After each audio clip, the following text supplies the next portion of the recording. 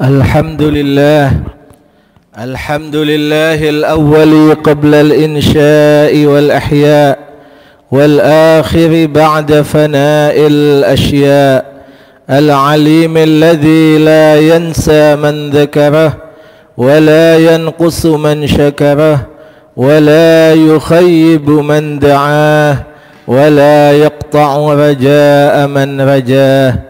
أشهد أن لا إله إلا الله وحده لا شريك له وأشهد أن سيدنا محمدا عبده ورسوله خير من أرسله بالهدى ودين الحق ليظهره على الدين كله ولو كره المشركون. اللهم فصل وسلم وبارك على سيدنا محمد وعلى أهل بيته الطيبين الطاهرين وأصحابه الميامين المنتجبين ومن تبعهم بإحسان إلى قيام يوم الدين. معاشر المسلمين رحمكم الله، أوصيكم ونفسي بتقوى الله faqad fazal muttaqun.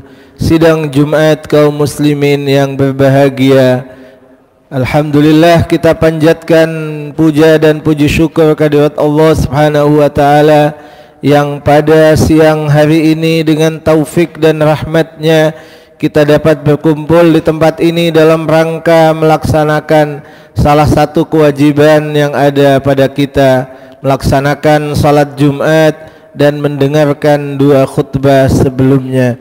Mudah-mudahan setiap langkah dan niat kita dicatat sebagai amal ibadah di sisi Allah Subhanahu wa taala yang akan mendekatkan diri kita kepadanya.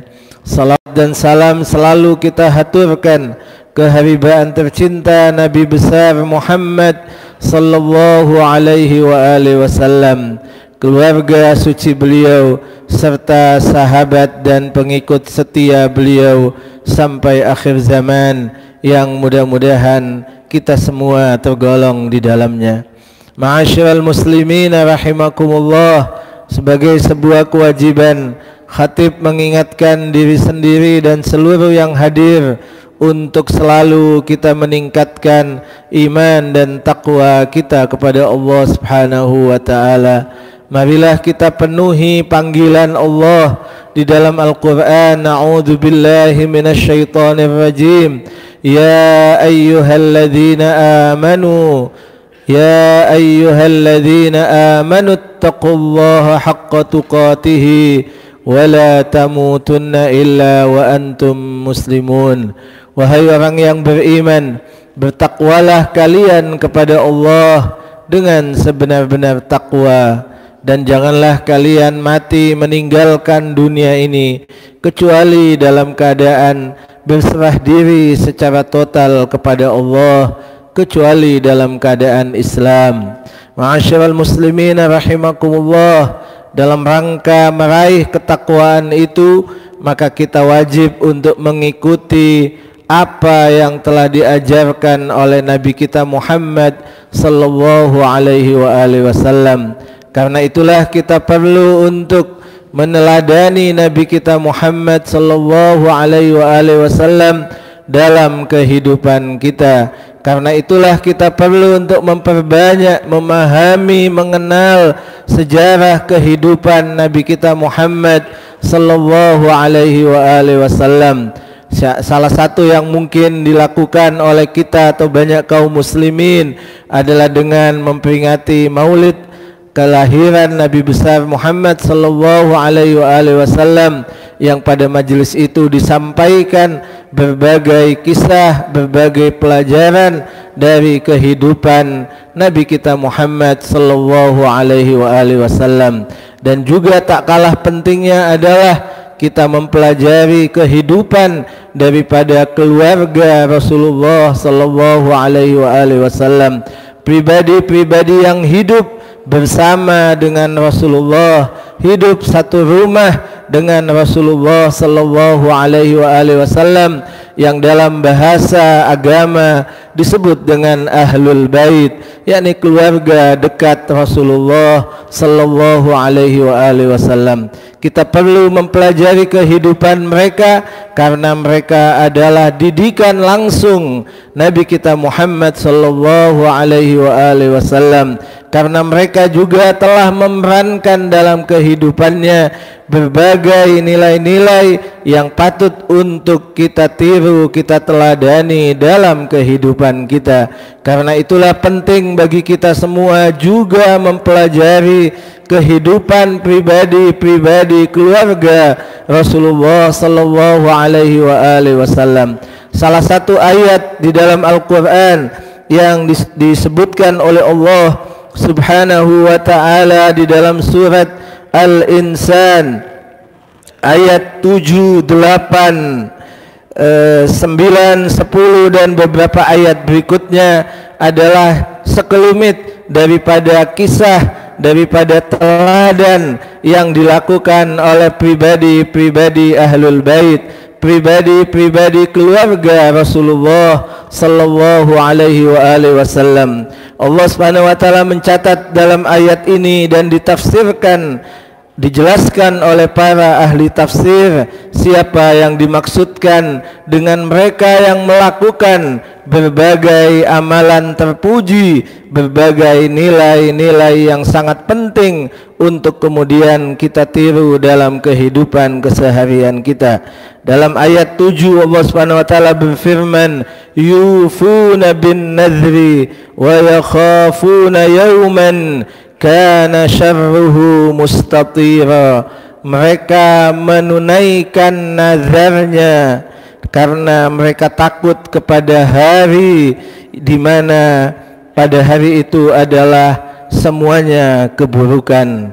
Mereka yang disebutkan dalam ayat ini sesuai dengan penjelasan para ahli tafsir adalah keluarga Rasulullah sallallahu alaihi wasallam, yaitu cucu beliau Sayyidina Hasan dan Sayyidina Husain yang saat itu berada dalam keadaan sakit, dan kemudian ayahnya yaitu Al-Imam Ali bin Abi Thalib bernazar kepada Allah kalau mereka segera sembuh maka akan melaksanakan puasa sebanyak 3 hari. Tak lama kemudian maka cucu Rasulullah itu sembuh dari penyakitnya. Maka Imam Ali beserta keluarga rumahnya, yaitu istri beliau, putri Rasulullah sallallahu alaihi wasallam, Sayyidah Fatimah, melaksanakan nazarnya yang juga diikuti oleh cucu Nabi Al-Hasan dan Al-Husain. Kemudian pada ayat berikutnya Allah menceritakan wa yut'imuna at-ta'ama ala hubbihi miskinan wa yatiman wa asira, dan mereka memberi makan atas dasar kecintaannya kepada seorang miskin, seorang anak yatim, dan seorang bekas tawanan. Ini diceritakan dalam sejarah bahwa di saat mereka berpuasa 3 hari memenuhi nazarnya, di saat mereka akan berbuka puasa yang saat itu umumnya orang berpuasa dengan beberapa butir kurma dan mungkin 1 atau setengah keping roti dan air atau susu, maka di saat mereka akan menyantap makan sebagai buka puasa mereka, tiba-tiba pintu rumah mereka diketuk oleh seseorang yang ketika dibuka dia mengatakan, saya adalah seorang miskin yang beberapa hari sudah tidak makan. Maka keluarga Rasulullah memberikan roti yang akan menjadi santapan malam mereka kepada miskin peminta-minta itu, dan mereka mencukupkan hanya berbuka puasa dengan beberapa butir kurma dan air putih. pada hari yang kedua melanjutkan puasa nazarnya. Pada saat mereka akan berbuka puasa, kembali pintu rumahnya diketuk, dan saat ini ada seorang anak yatim yang berada di luar pintu dan mengatakan butuh kepada makanan. Maka mereka pun memberikan kembali roti yang akan mereka gunakan untuk santap buka puasanya kepada seorang yatim. Dan hari yang ketiga mereka juga berpuasa, dan pada saat mereka akan berbuka puasa seperti 2 hari sebelumnya, saat ini ada yang mengetuk pintu rumah, dan yang ada adalah seorang yang baru saja dibebaskan dari tawanan, dan dia mengaku dalam keadaan lapar. Maka roti yang akan digunakan sebagai santap buka puasa mereka pun hari yang ketiga diberikan kepada yang membutuhkannya. Ini adalah contoh nyata bagaimana keluarga Rasulullah sallallahu alaihi wasallam memberikan apa yang mereka akan gunakan untuk makan mereka kepada mereka yang lebih membutuhkan, dan didasari itu semua bukan karena apa-apa kecuali karena mengharapkan keridhaan Allah Subhanahu wa taala. Itu yang disebutkan dalam ayat yang ke-9, ayat berikutnya, innama nut'imukum liwajhillah la nuridu minkum jazaan wala syukura, dan kami memberi makan kalian karena mengharapkan kerelaan Allah, dan sungguh kami tidak menginginkan balasan dari kalian, bahkan ucapan terima kasih. Ini menunjukkan betapa tinggi keimanan, keikhlasan, penghambaan mereka kepada Allah yang memberikan hanya karena mengharapkan keridhaan Allah, tidaklah mengharapkan balasan, bahkan tidak menginginkan ucapan terima kasih sekalipun. Sungguh berbeda dengan kondisi kita saat ini, di saat kita harus menyumbangkan sesuatu, memberikan sesuatu, tidak mudah untuk kemudian kita keluarkan sumbangan, sedekah, atau apa yang kita miliki untuk berbagi kepada yang lainnya. Boleh jadi ada di antara tetangga kita yang sedang kelaparan, boleh jadi di antara tetangga kita ada yang sedang membutuhkan, boleh jadi ada di antara tetangga kita yang anaknya tidak bisa sekolah karena tidak bisa bayar uang sekolah atau tidak bisa membeli baju untuk pergi ke sekolah. Namun kita hidup biasa, tenang-tenang saja tanpa mengulurkan bantuan kepadanya. Padahal dalam sebuah hadis disebutkan, la yu'minu ahadukum, tidak bisa dianggap sebagai beriman salah seorang di antara kalian ketika kalian tidur dalam keadaan nyenyak, sementara kanan kiri kalian, tetangga kalian tidak bisa tidur karena kelaparan. Contoh yang diberikan oleh keluarga Rasulullah adalah harusnya memotivasi kita bahwa kita harus berbagi, mengulurkan tangan kita semampu yang kita bisa lakukan kepada mereka yang membutuhkan. Dan yang kedua, pelajaran penting dalam ayat-ayat ini menyatakan bahwa apa yang kita lakukan haruslah ikhlas karena Allah, bukan karena berharap balasan dari siapapun kecuali dari Allah. Bahkan ucapan terima kasih pun tidak boleh atau tidak boleh menjadi orientasi kita, tidak boleh menjadi harapan kita, sehingga benar murni apa yang kita lakukan adalah karena Allah. Dan dengan melakukan itu berarti kita mendidik diri kita dan sekaligus anak-anak kita, sehingga di masa yang akan datang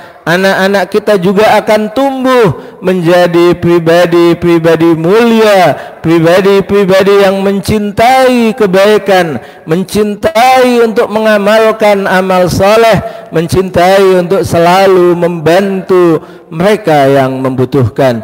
Mudah-mudahan Allah Subhanahu wa taala selalu membimbing kita, selalu memberikan kekuatan kepada kita hingga hari demi hari bertambah ilmu kita dan bertambah keimanan dan ketakwaan kita kepada Allah Subhanahu wa taala. Barakallahu li wa lakum fil Qur'anil azim wa nafa'ani wa iyyakum bima fihi minal ayati wadh-dhikril hakim wa taqabbala minni wa minkum tilawatahu innahu huwas samiul alim.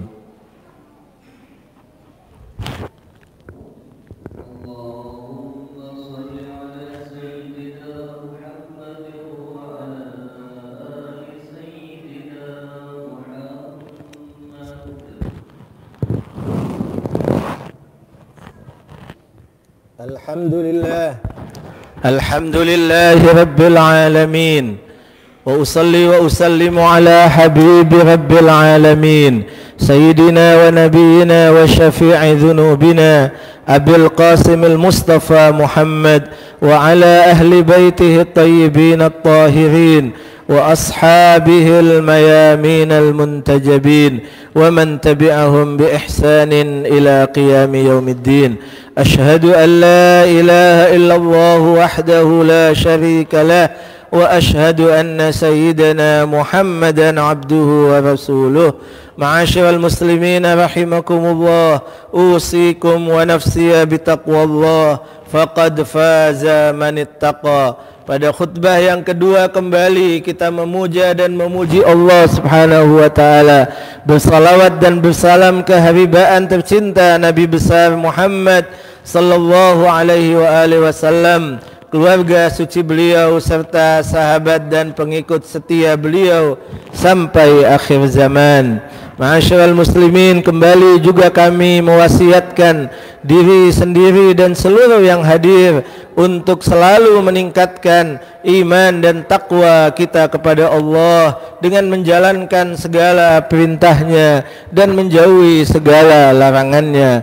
Baru saja 2 hari yang lalu kita melaksanakan pilkada pemilihan kepala daerah di tempat masing-masing, dan dengan itu selesailah tugas kita, dan seharusnya setiap kita kembali kepada kondisi normal, kembali menyambung yang mungkin selama ini terputus karena perbedaan pilihan, karena perbedaan calon. Maka saat ini tidak boleh lagi ada yang memutuskan kita, baik yang kita pilih menang atau kalah, baik kita bersama dengan tetangga, saudara, kerabat, sama pilihannya atau berbeda.